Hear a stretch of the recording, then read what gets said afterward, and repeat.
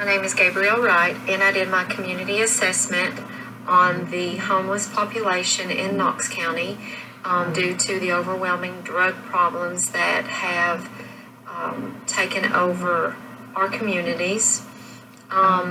Within our community, we have two.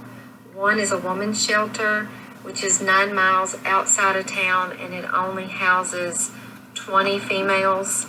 We also have one in town that houses only 10. I had decided that I would do a questionnaire and approach some of the community members. It was a simple questionnaire. It had 7 questions. One question was, are you homeless? The second question was, if yes, is it due to drugs? The third question was, is it due to unemployment? Do you draw state or federal assistance?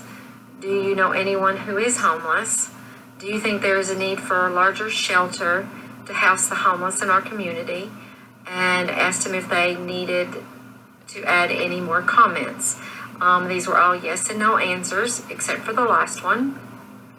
After I got the questionnaire done, I proceeded to go to the Department for Community-Based Services, and I was able to speak with a worker there, Ms. Bradshaw, who told me that she didn't know the exact number of homeless people that were in our area, but that she did get, or actually the agency received hundreds of returned appointment slips for unknown address. They were undeliverable. She says that most of the time they don't know that they've been cut off their benefits until they go to use their cards.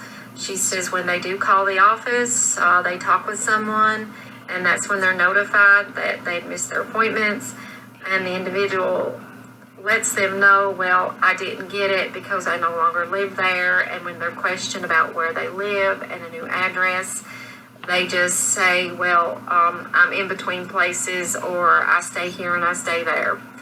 The majority of them, she says, eventually their mail is forwarded to a new address.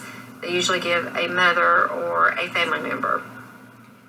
After I had spoke with her, I was recommended to go and speak with a woman at KCEOC, Community Action, Ms. Wyatt, who also talked to me about those individuals that come into the woman's shelter to get, try to get assistance, to try to find a place to live, and especially this time of year.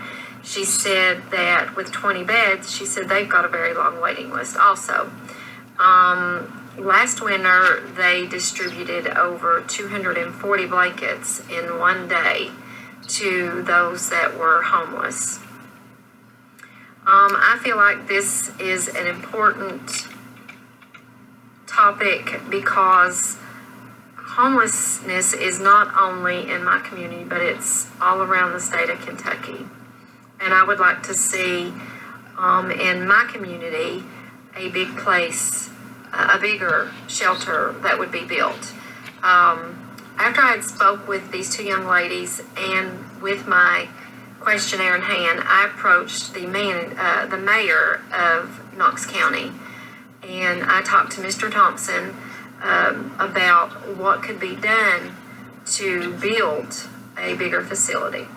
And like many other communities and towns within the state of Kentucky, funding is an issue. Mayor Thompson explained that if they had the funds, it would be great. We talked for a couple hours and finally came to the discussion of the old community center. It's going to take some money, and it's going to take pulling some agencies together, but he feels that that could be converted into a temporary homeless shelter.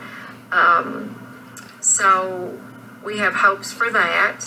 I plan on contacting Mr. Thompson in December and seeing if they've made any progress on converting the community center. It's a large facility. It's an empty facility.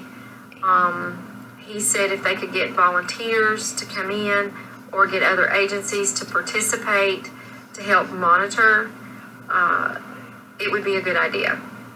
So again, I hope that in December when I go to visit Mr. Thompson that he's got some good news.